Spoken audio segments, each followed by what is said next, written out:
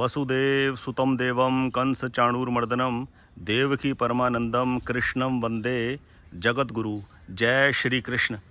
Friends, welcome in this new video. आज की इस वीडियो में हम बात करेंगे कर्मा थ्योरी, कर्म का फल और ग्रहों का प्रभाव ईश्वरीय विधान से कैसे साथ साथ चलते हैं।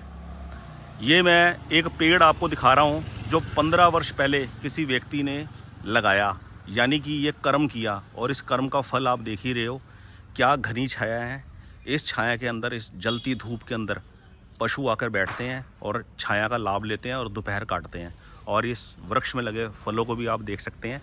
ये देखिए, मैं जूम करके आपको दिखाने का कोशिश करता हूँ। वीडियो की अभी शुरुआत करूँगा। पहले ये सिनेरियो पहले मैं आपको दिखा दूँ। ये है आम का पेड़, ठीक है। 15 साल पहले किया गया ये कर्म है और उस कर्म का फल आप ये देख रहे हैं। अब मैं आपको आगे चलकर एक और पेड़ दिखाता हूँ। ये देखिए, ये दूसरा पेड़ है बिलपत्र का। बड़ी भीषण गर्मी पड़ रही है, पेड़ बचा हुआ है, अभी भी चल रहा है, ठीक है। और आप ये देख सकते हैं ऊपर ये बिलपत्र भी लगे हैं इसमें। ये एक किया हुआ कर्म है। चलिए अब करते हैं वीडियो की शुरुआत। मैंने आपको दिखाया पहले आम का एक फलदार पेड़, फलों से लदा हुआ, घनी छाया। और फिर दूसरे मैंने आपको दिखाया एक बिलपत्र का पेड़ जो ऐसी भीषण गर्मी के अंदर अभी भी चल रहा है, बचा हुआ है और वो बचा ही रहेगा, क्योंकि उसमें हमने कल भी जल डाला था, आज भी जल डाल देंगे। और बिलपत्र भी उसके ऊपर लगे हुए हैं। हम समझ रहे हैं कर्मा थ्योरी, कर्म का फल कैसे मिलता है और ग्रहों का उसके अंदर क्या योगदान है और कॉस्मिक लॉ क्या है। सबसे पहले तो ये समझ ले, कॉस्मिक लॉ सुप्रीम है, सर्वोपरि है। और हमारे जीवन का कंट्रोल जो है वो ग्रहों की ऊर्जा से है। ग्रहों की ऊर्जा से हमारी विचार शक्ति बनती है और उन विचारों को हम कितना एंटरटेन करते हैं, उन विचारों में हम कितने डूबते हैं और कैसे कर्म करते हैं। और उन कर्मों का फल हमारे को विभिन्न अलग अलग ग्रहों की दशाओं में मिलता है। होता क्या है, जन्म कुंडली में ग्रह बहुत स्ट्रांग होते हैं और अच्छे ग्रह की दशा में आदमी बहुत तरक्की करता है, लेकिन उसी ग्रह की महादशा के अंदर डाउनफॉल भी आता है और आदमी बिल्कुल अर्श से फर्श पे आ जाता है। लग्नेश की दशा, सुखेश की दशा, भागेश की दशा, कर्मेश की दशा जीवन में मिलनी बड़ी भाग्यशाली सूचक होता है। लेकिन ऐसी महादशा के अंदर भी व्यक्ति तरक्की कर कर यदि गिर जाए तो जरूर कहीं ना कहीं आदमी के कर्म का फल फलीभूत होता है महादशा के अंदर, कि वो अच्छी महादशा के अंदर भी तरक्की कर कर भी फिर दोबारा गिरावट के ऊपर आ जाता है। ऐसा क्यों होता है? कर्म की वजह से। इसमें कर्मा थ्योरी काम करती है। कर्मा थ्योरी क्या है? ये जो आम का आपने फलों से लदा हुआ पेड़ देखा, ये क्या है, आदमी ने ऐसी अनजाने में छाया के पर्पस से एक पेड़ लेकर लगा दिया।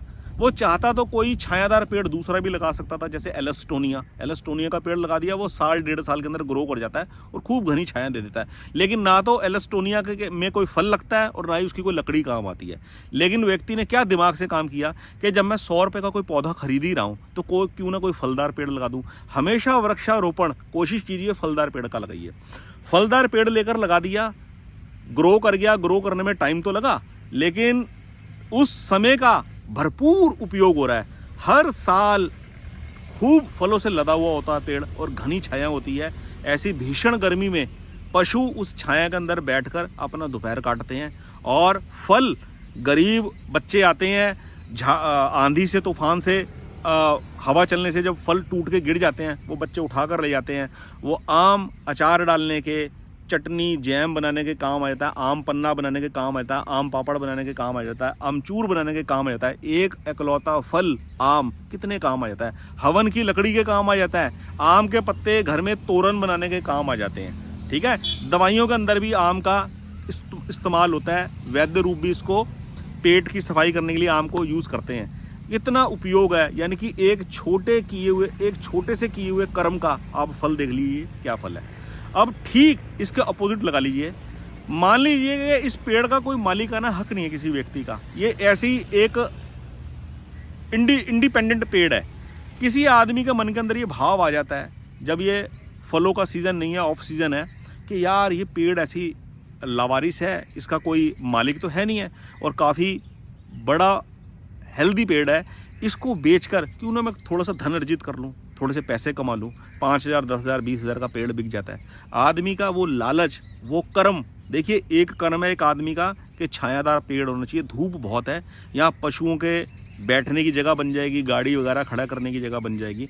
वो आदमी पेड़ लगा रहा है और एक आदमी कह रहा है ये लगा लगाया पेड़ है, मुझे करना कुछ नहीं है, केवल मशीन लेकर आना है, 2 मिनट के अंदर पेड़ कट जाएगा और ट्रैक्टर में लाद कर इसको बेच देंगे और 10, 15, 20 हज़ार रुपये कमा लेंगे। वो शॉर्ट टर्म फ़ायदे के लिए एक वो कर्म करता है। तो ये जो किए हुए कर्म होते हैं ना, हमारे को याद नहीं होते। आप यकीन नहीं मानेंगे, कोई आदमी अपने हाथ से पेड़ लगाकर भूल भी गया, लेकिन उसकी बदौलत पता नहीं कितने लोग फ़ायदा उठा रहे हैं। और ऐसे ही कोई आदमी अपने फ़ायदे के लिए कोई कर्म कर कर भूल भी गया, उस शॉर्ट टर्म फ़ायदे का मज़े लेकर वो बैठ गया, लेकिन उसका जो नुकसान है वो कितने लोग भोग रहे हैं। वो जितने लोग दुख भोग रहे हैं ना, उन सब की बद्दुआएं उसको लग रही हैं और वो अपने जीवन के अंदर कहीं ना कहीं इस जन्म में, अगर इस जन्म में नहीं तो अगले जन्म के अंदर कहीं ना कहीं संघर्ष जरूर फेस करेगा। सेम यही कंडीशन हर एक इंडिविजुअल की है। हमारे जीवन में जब भी कोई प्रॉब्लम लंबे समय तक चलती है तो वो किसी का कोई दोष नहीं होता, कोई ग्रह उसके लिए रिस्पॉन्सिबल नहीं होता कि ग्रह हमारे पीछे पड़ गए हाथ धोकर। क्योंकि जब एक ही ग्रह हमारे को अपनी महादशा के अंदर अच्छा फल दे रहा था तो वो ग्रह अचानक हमसे नाराज कैसे हो गया? उसी ग्रह की महादशा के अंदर हमारे कर्म का फल लागू हो जाता है। तो ये कर्मा थ्योरी को हमारे को हमेशा याद रखना है, हमेशा ध्यान रखना है। हमारे को कर्म कभी भी ऐसा नहीं करना जिससे किसी दूसरे आदमी को दुख पहुंचे या किसी दूसरे आदमी का नुकसान हो। अगर हमारे द्वारा किए गए किसी भी कर्म से किसी आदमी को दुख पहुंचा, किसी की आत्मा दुखी हुई है, तो हमारे को तहे दिल से माफ़ी मांग लेनी है उस आदमी से, उस व्यक्ति से, उस इंडिविजुअल से। और यदि हमारा उस आदमी से, उस व्यक्ति से कोई संपर्क नहीं है तो प्रार्थना करनी है भगवान के समक्ष, भगवान को साक्षी मानकर प्रार्थना करनी है। भगवान, मेरे से जाने अनजाने में के अंदर जो भी कर्म किए हों, जो मुझे याद है वो भी और जो मुझे याद नहीं है वो भी, मैं उसका तहे दिल से आपसे माफ़ी मांगता हूँ। मुझे क्षमा प्रार्थना मेरी स्वीकार कीजिए और मेरे काम के मार्ग खोलिए। This is the proper way, ठीक है। और इस चीज़ का जो इलाज है वो है, इलाज सबसे पहले रेगुलर पाठ किया जाए, क्षमा प्रार्थना की जाए, फिर रेलेवेंट ग्रहों के जो भी ग्रह लग्नेश है, सुखेश है, भागेश है, कर्मेश है, उनको बल देने के लिए उनसे रेलेवेंट आइटम्स का दान पुण्य किया जाए और फिर यदि आवश्यक हो तब जाके अंत में रतन पहना जाए। यहाँ रतन की प्रायोरिटी में सबसे बाद में दूंगा, पहले नहीं दूंगा। इसके लिए सबसे पहले क्षमा प्रार्थना और प्रायश्चित है इस कर्म फल का निपटारा करने के लिए। तो आज की इस वीडियो में हमने बात करी है कर्म फल के ऊपर, कर्मा थ्योरी एंड ग्रहों का प्रभाव, ग्रहों की ऊर्जा और cosmic law. Cosmic law supreme है, सर्वोपरि है। एस्ट्रोलॉजी कॉस्मिक लॉ के तहत ही है।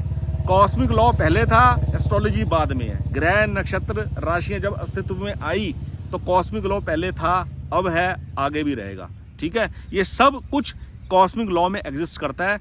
हमारा जीवन फुली कंट्रोल्ड बाय द ग्रह। ग्रह हमारा कोई भी बुरा नहीं करते, ग्रह हमारे को अच्छा फल देने के लिए बने हुए हैं। उन सबके तत्व हमारे अंदर एक सही रेशो में होने चाहिए। तो आज की इस वीडियो में फ्रेंड्स, कर्मा थ्योरी के ऊपर इतना ही। इस चैनल से जुड़े रहिए।